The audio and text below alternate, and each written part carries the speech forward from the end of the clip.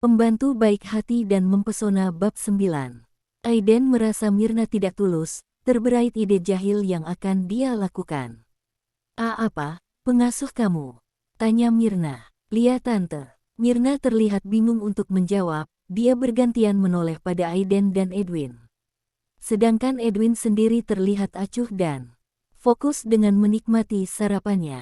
"Bukannya kamu sudah ada pengasuh, Lia? Tapi aku maunya tante. Bukannya tante juga sayang aku, lagi pula hari ini pengasuhku libur aku jadi kesepian." Mirna merasa lehernya tercekat sehingga tidak bisa menjawab apa yang diinginkan dan ditanyakan Aiden. "Ngapain juga aku harus jadi pengasuh bocah ini, tapi kalau aku Edwin sampai mendengar aku tidak mau bisa-bisa dia menolak aku."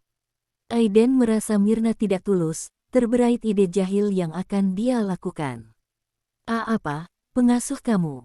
tanya Mirna. "Iya tante." Mirna terlihat bingung untuk menjawab, dia bergantian menoleh pada Aiden dan Edwin. Sedangkan Edwin sendiri terlihat acuh dan fokus dengan menikmati sarapannya.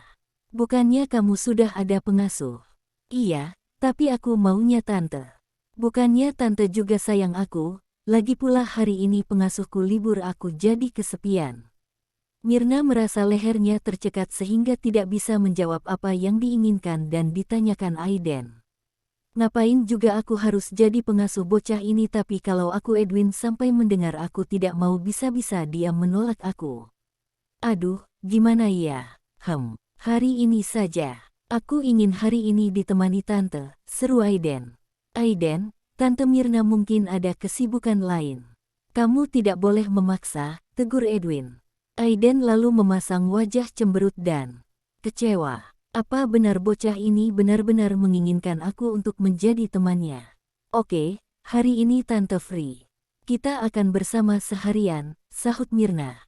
Wajah Aiden langsung berubah ceria. "Benarkah?" Mirna menganggukkan kepalanya dengan yakin. Setelah menghabiskan sarapannya, Aiden mengajak Mirna ke kamarnya. Sedikit berlari menaiki anak tangga, Mirna sempat kesulitan apalagi dia mengenakan dress dan heels. "Kita lihat, berapa lama kamu sanggup bermain denganku?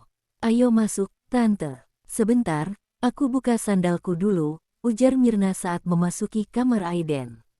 "Ini sungguh menggangguku." Kita main apa ya?"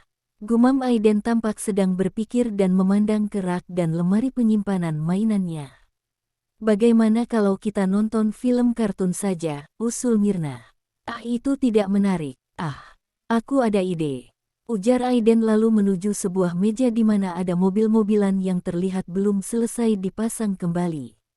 "Kita bermain ini. Tante pakai yang ini." Tita Aiden menyerahkan sebuah remote dan meletakkan sebuah mobilan dengan model Jeep, sedangkan Aiden sendiri mengambil mobil dan remote lainnya dengan model tidak jauh berbeda, hanya warna saja yang membedakan. "Bagaimana menghidupkannya?"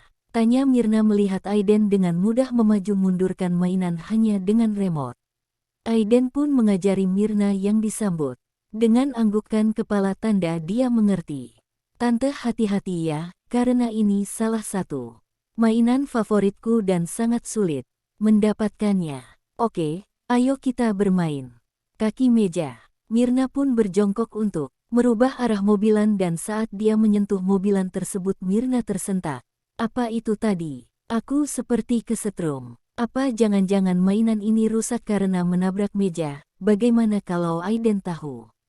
Sedangkan Aiden yang sedang mengoceh. Kegirangan memainkan remote sempat melirik ke arah Mirna yang bingung bagaimana menyentuh mainan itu tanpa terkena sengatan listrik.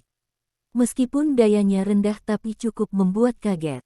Aiden memang sedang membongkar mainan itu, sengaja merusak aliran daya pada mainannya untuk mengetahui apakah bisa merubah alat chargernya. Mirna berkali-kali tersengat saat dia menyentuh mainan itu. "Aiden, bagaimana kalau kita main yang lain?" "Mau." "Ayo," ajak Mirna. Kini keduanya keluar dari kamar Aiden, menuju dapur. Aiden ingin jus, bisa kalian?" "Kita buat sendiri," ajak Aiden. Buat sendiri?" tanya Mirna sambil menundukkan wajahnya karena tubuh Aiden, yang tentu saja masih setara dengan anak-anak seusianya. "Lia, Lebih seru. Baiklah. Kamu ingin jus apa? Nanas, sahut Aiden dengan wajah berbinar. Dia mengambil salah satu kursi lalu mendekatkan pada meja dapur dan berdiri di atas kursi tersebut. Asisten rumah tangga menyerahkan nanas yang diminta Aiden, lalu meninggalkan dapur menghindar dari kejahilan anak majikannya. Aku kupas ini. Mirna pun bingung bagaimana cara mengupas buah yang ujungnya ada daun keras dan berduri sedangkan buahnya dikeliling dengan mata bekas putik bunga. Bocah ini benar-benar menguji kesabaranku. Bagaimana mungkin aku bisa mengupasnya? Buang dulu daunnya, Tante. Pinta Aiden. Oh, oke. Cukup lama Mirna berusaha mengupas nanas bahkan jarinya sempat terluka oleh pisau yang dipegangnya. Rambutnya sedikit berantakan dan dahinya berkeringat. Hasil kupasannya bahkan sangat tidak rapi. Akhirnya selesai juga, ujar Mirna. Dia menuangkan isi blender ke dalam gelas dan memberikannya pada Aiden. Aiden meraih gelas itu dan ragu untuk meminumnya. Tapi aku tidak terlalu suka buah. Tante saja yang habiskan, ujar Aiden lalu turun dari kursi dan menuju lemari es. Mengambil salah satu botol yogurt dan meminumnya. Kamu tidak suka buah? Tanya Mirna. Aiden masih sibuk dengan botol yogurtnya. Kenapa tadi minta jus? Tiba-tiba saja tadi aku ingin minum itu. Mirna menghela nafasnya. Ya sudahlah, tante saja yang minum. Mirna menuju wastafel untuk mencuci tangannya. Aiden meraih botol merica yang berada tidak jauh dari gelas berisi jus nanas lalu menuangkan pada gelas. Sudah habis, ujar Aiden memperlihatkan botol yogurtnya. Mirna tersenyum melihat tingkah Aiden kemudian mengambil jus yang tadi dia buat dan meminumnya.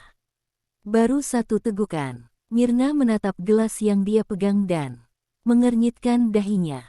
Kenapa rasanya begini, asam dan pedas?